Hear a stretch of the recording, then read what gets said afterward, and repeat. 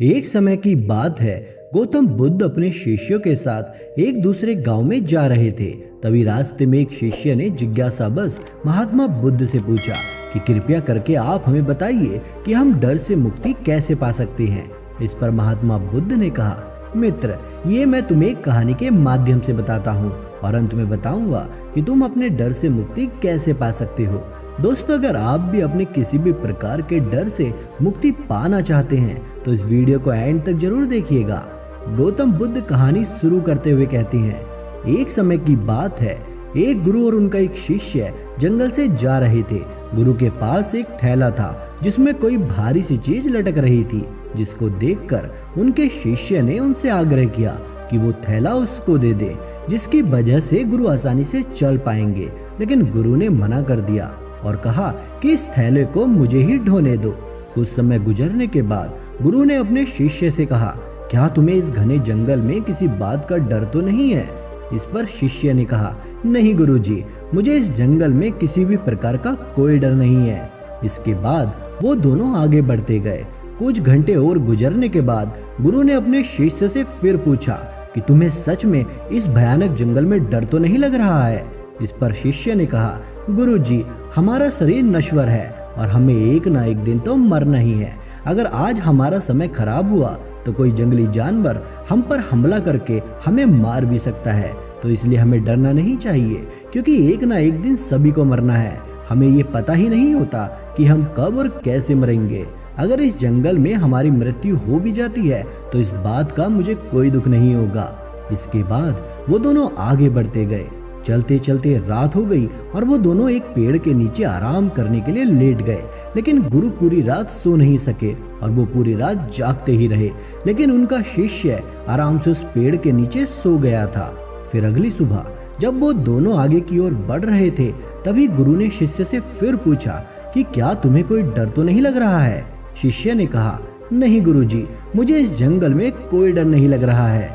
फिर कुछ समय और चलने के बाद उन्हें रास्ते में एक कुआं दिखाई दिया, जहां उन दोनों ने रुककर पानी पीने का निर्णय लिया। दोनों गुरु और शिष्य कुएं के पास रुके और कुएं से पानी निकालकर दोनों ने अपनी प्यास बुझाई।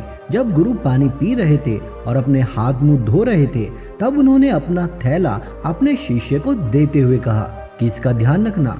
थैला मिलते ही शिष्य ने जब थैले के अंदर हाथ डालकर देखा तो उसे पता लग गया कि थैले में सोने की ईंट है और वह समझ गया कि उसके गुरुजी को वास्तव में डर उस सोने की ईंट के खो जाने का है।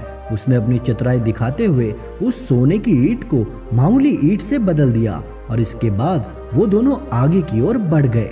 कुछ समय निकलने के बाद गुरु को घोड़े की दौड़ने की आवाज सुनाई दी और उन्हें लगा कि सिपाही या चोर उनका पीछा कर रहे हैं। और फिर डर के मारे उन्होंने अपने शिष्य से फिर पूछा कि क्या तुम्हें अभी भी डर नहीं लग रहा है?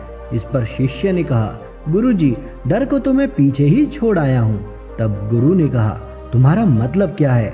शिष्य ने कहा कि आप अपने थैले में जिसे सोना समझ रहे हैं वह सोना नहीं बल्कि एक मामूली पत्थर है। मैंने उस सोने की ईंट को वहीं फेंक कर उसकी जगह एक मामूली ईंट आपके थैले में रख दी थी। इस पर गुरु ने चौंक कर कहा, क्या?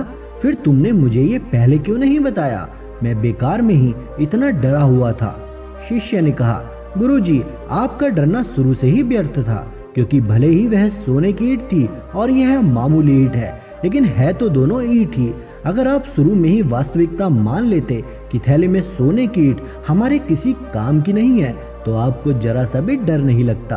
कहानी खत्म करते हुए बुद्ध अपने शिष्यों से कहते हैं, वास्तव में इस दुनिया में डर से मुक्ति पाने का एक ही तरीका है और वो है कि हम वास्तविकता को देखें, क्योंकि अक्सर हम अपनी काल्पनिक दुनिया में इतने उलझे रहते हैं कि हमें वास्तविकता का एहसास ही नहीं होता। हम अक्सर वास्तविकता को देखने की बजाय खुद से ही झूठ बोलते रहते हैं और असल रियलिटी से मुंह मोड़ते रहते हैं, क्योंकि वास्तविकता कड़वी होती है और उसको सहन करने के लिए हिम्मत की जरूरत होती है। बुद्ध कहते हैं कि अगर कोई व्यक्ति खुद से सच बोले और जो हो रहा है उसे वैसे ही देखे जैसा वह है, और कोई व्यक्ति अपने अंदर किसी भ्रम को लेकर बैठा रहता है, तो उसे उस चीज के खोने का डर होता है। इस दुनिया में किसी भी वस्तु की अहमियत उतनी ही है जितनी आप उसे देते हैं।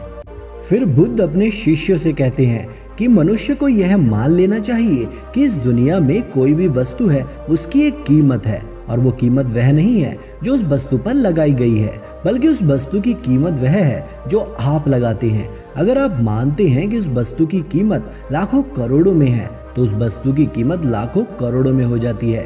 लेकिन अगर आप उस वस्तु की कीमत ना लगाएं तो वह कौड़ियों के भाव भी बिक सकती है। ये आपकी सोच पर डिपेंड करता है कि आप उस वस्तु को कितनी अहमियत देते हैं।